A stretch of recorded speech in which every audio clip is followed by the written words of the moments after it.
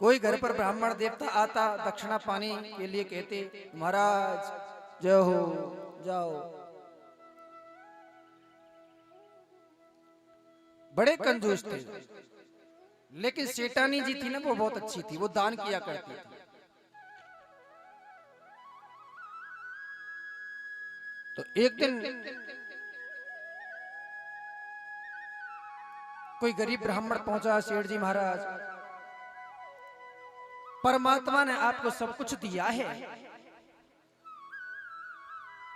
आप हमारे लिए दान दो। सेठ जी महाराज बड़े चतुर थे। सेठ जी महाराज ने पूछा भैया अगर मैं तुम्हारे लिए दान दूंगा, पैसे दूंगा, तो बदले में क्या मिलेगा मेरे लिए? बेचारा ब्राह्मण देव बोला होगा कि भैया यदि आप मेरे लिए दान दोगे तो आपके लिए स्वर्ग मिलेगा। क्या मिलेगा? स्वर्ग। सेठ जी महाराज बोले कि यदि मैं तेरे लिए दान दूंगा तो मेरे लिए स्वर्ग मिलेगा, जब मैंने तेरे लिए खेड़ी मंडी दे दी। सेठ जी महाराज बोले जा मैंने तेरे लिए खेड़ी मंडी दे दी, आज से तू रह, इसका राज तू बना दिया। ब्राह्मण देवता बोला कि सेठ जी महाराज खेड़ी मंडी क्या आपके पिताजी की है क्या? सेठ जी महाराज बोले कि स्वर्ग तेरे बाप को है क्या, तो तू मुझे देने की बात कर रहा है यहाँ पर? सेठ जी महाराज ऐसी बात करते थे किसी से। भगवत प्रेमी सज्जनों मेरी माताओं, धीरे धीरे समय चलता रहा, यहां तक कि सेठ जी महाराज के पास में कोई आ भी जाता, एक बात आ गया तो छोड़ देते, उसके पैसों को लेते नहीं थे। लेकिन दोबारा आ गया तो सेठ जी महाराज कहते कितने कमाए, उनको यहाँ पर लाओ पहले और यहाँ से जाओ। सेठ जी महाराज बहुत कंजूस थे। भगवत प्रेमी सज्जनों, एक दिन उम्र होती गई तो एक दिन सेठ जी महाराज आज घाट पर लेट गए। सेठ जी महाराज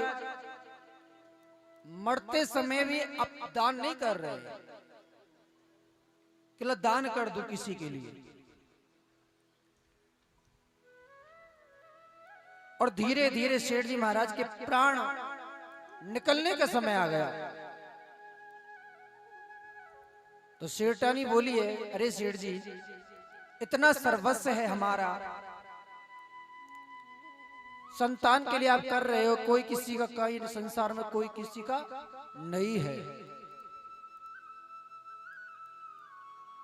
सीता के रखवाले राम, जब हरण हुआ तो कोई नहीं। अभिमन्यु राज दुलारे थे, जब चक्रव्यूह में गए तो कोई नहीं। सच यही है दुनिया वालों, अपने कर्मों के आगे कोई नहीं। तुम जिनको अपना समझ रहे हो वो तुम्हारे नहीं हो सकते, सब माया के हैं। सब जितने भी संसार में विचरण करने वाला व्यक्ति है वो माया का है। मैं भी हूं तो भी माया का ही हूं। हर व्यक्ति का किसी न किसी स्वार्थ है।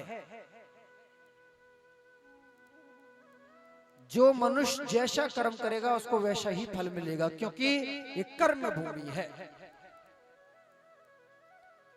सेठानी ने बहुत समझाया, लेकिन सेठ जी के तो बड़े ही कंजूस थे, नहीं मानते। अंत में सेठ जी सेठानी किसी ब्राह्मण के पास में गई। उन्होंने कहा हे ब्राह्मण देवता, मेरे पति के प्राण नहीं निकल रहे।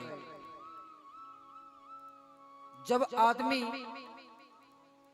जब खाट में लेट जाता है तो सबसे ज्यादा दुख हो ना घर वालों को होता है कि महाराज उठा लो इसको, अब नहीं देखा जा रहा, ले जाओ इसको परमात्मा। सेठानी भी कहने लगे प्रभु अब इनको ले जाओ, और भैया ये स्वर्ग और नरक यहीं पे है, यहीं भोगना पड़ेगा।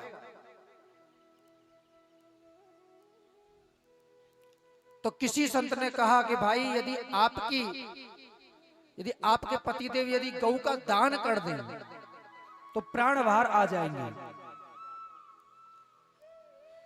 सेठानी बोली महाराज आप एक कार्य कीजिए सेठ जी, आप गौ का दान कर दीजिए। सेठ जी बोले ना ना मैं ना कर रू, वो ना करनो। मरने वाला व्यक्ति भी यही कह रहा है मुझे नहीं करना है।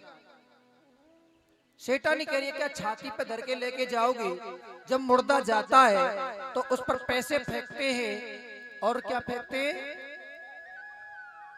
एक और चीज फेंकती जाती, मखाने होते हैं ना, हाँ मखाने भी फेंके जाते हैं। तो क्यों फेंके जाते हैं, वो कहते हैं जो तूने कमाया था आज छाती पे धर के नहीं लेके जा रहा है, देख वो पड़ रहा है नीचे, खाली हाथ आया है और खाली हाथ जाएगा। तो फिर क्यों, बच्चों की मत सोचो, खाओ पियो और दान करो बस। अरे कमाने वाला होगा तो खुद ही कमा लेगा, ना कमाने वाला तुम्हारी को जो तुमने कमाया उसका भी स्वाहा कर देगा। लेकिन सेठानी समझा रही है, लेकिन सेठ जी नहीं मान रहे। भगवत प्रेमी सज्जनों, अंत में वो किसी ब्राह्मण देवता के पास में गए तो ब्राह्मण देवता ने कहा देवी आप एक कार्य कीजिए, सेठ जी को मत बताइए आप ये बात, आप एक कार्य कीजिए कि चांदी की गौ का दान करवा दो। और चांदी की गौ तो बहुत महंगी आएगी। तो सेठानी ने क्या किया, चांदी की गऊ को लिया और उसमें मिट्टी लगा दी। क्या लगा दी, माटी लगा दी। अब ने कही सेठ जी महाराज आप गऊ का दान कर दीजिए, मिट्टी की गऊ का, वो कितने रुपए की होगी, कि 30-20 रुपया की होगी क्या, हाँ ये तो कर दूंगा मैं।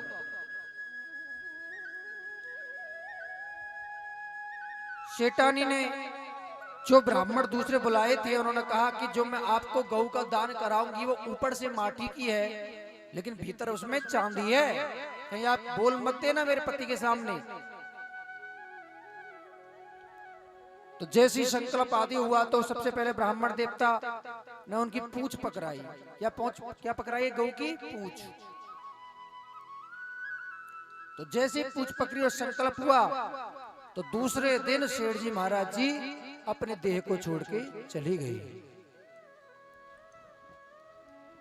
भगवत प्रेमी सज्जनों, जैसे ही हम जब स्वर्ग के लिए जाते हैं तो बीच में ही नदी पड़ती है, इसका नाम है वैतरणी नदी होती है।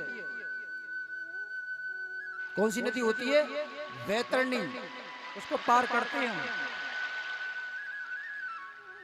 जो ना अच्छे कर्म किए उनके लिए तो परमात्मा तुरंत अपना विमान भेज देता है, लेकिन जो बुरे कर्म करते हैं उनके लिए जो गौ की पूंछ के माध्यम के द्वारा तरना पड़ता है।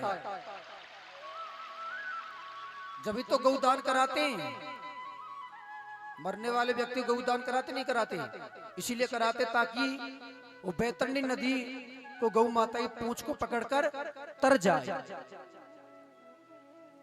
और जैसे सेठ जी महाराज ने गौ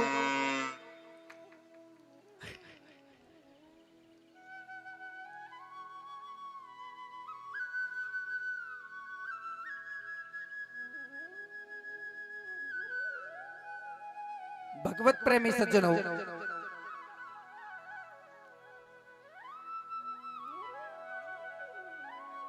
जैसे वैतरणी नदी के सामने जैसे उन्होंने देखा तो सभी गौओं से जा रहे थे।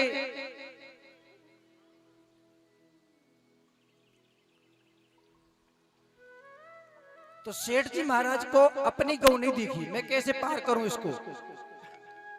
तो उनके लिए जो मिट्टी की गौ थी ना वो दिख गई। अब बात विचार कीजिए, यदि मिट्टी की गौ पानी में जाएगी तो वो समाप्त हो जाएगी।